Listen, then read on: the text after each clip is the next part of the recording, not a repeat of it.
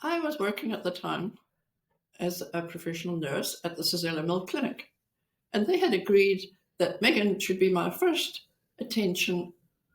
So every morning at 10 o'clock, I left the mill yard and toddled up the hill to breastfeed her. And everybody knew that she was going to be breastfed.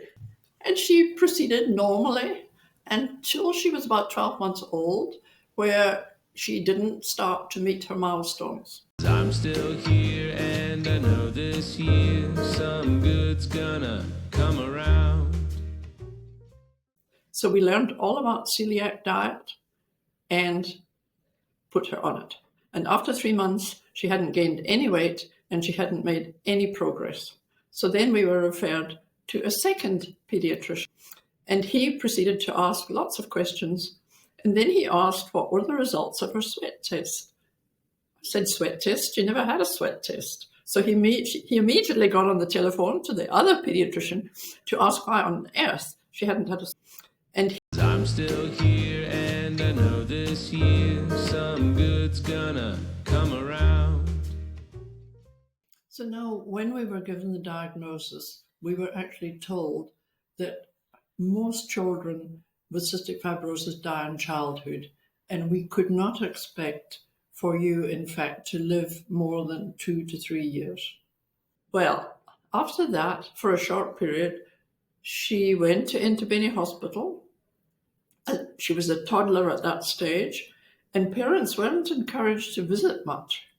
But on the one day we went to visit, these toddlers toddled over towards the security gate. And one of them was Megan, and I never even recognized her. Isn't that dreadful? I didn't recognize my own child.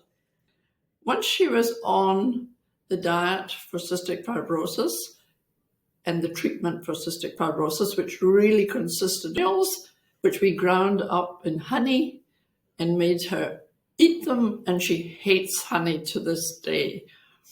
The medical treatment consisted of digestive enzymes, which had to be taken with every meal, multivitamins, frequent nebulizing, and antibiotics when there was any sign of a chest infection. And together with that, of course, the physiotherapy. In addition to medication, physiotherapy was one of the mainstays of treatment. So once or twice daily, which involved chest percussion, postural drainage, and breathing exercises, you were put through that twice or 3 times a day. And your father loved doing remember, he loved doing the percussion? Do you remember that? I remember the Anna Marie's sister came to visit, and she saw Dad doing it, and she said, I want some. And it was so amazing for me that anybody would actually want this percussion. And blowing cotton wool balls across the table. I remember that. And it was good for us to know that we were doing something that really helped you. A lot of her treatment was by intramuscular injection, which I could do, and we bribed her. Every time she was going to have an injection, there was a little bit of bribery that went on. I remember once she had her eye on this plastic Doyle's furniture, and it came in a big set. So she was allowed to choose. Every time she had an injection, she was allowed to choose a piece of this furniture. I particularly remember there was a little green telephone. So as at some stage, cystic fibrosis was declared a free disorder, and we started taking her to Eddington Hospital, where we met other parents who had children with CF, but not many. I can only remember 4 or 5 of them. And there was much discussion about whether they should go to Germany for treatment or whether they should go to America to have better treatment. But life went on. Megan had a normal childhood. She was a good swimmer. She played sport.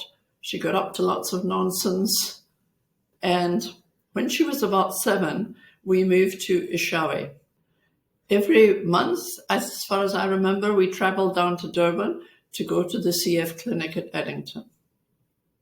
Fast forward to 2024, Right now. right now. What a miracle. What a miracle this drug has brought into our lives, because Megan had reached the stage of being more or less bedridden, dependent totally on oxygen, and it was a very worrying time for the family. Fast forward to 2024. And then along came Trikafta, Yes, which I had never heard of. which we had, well, you had never heard of, I'd heard of, but it just seemed like an absolute distant dream. So all we're going to do now is just share the sweat test results. Yes. Not going to try and interpret it or anything like that. We'll leave resources in the description, but we're just going to put up the slide with our sweat test results. And it's been great spending time with you. Thanks for being here, guys. And we'll come back with the next installment. I am surprised that you said our sweat test results. Because They were our sweat Yes. test results. they belong to the whole family. They do indeed.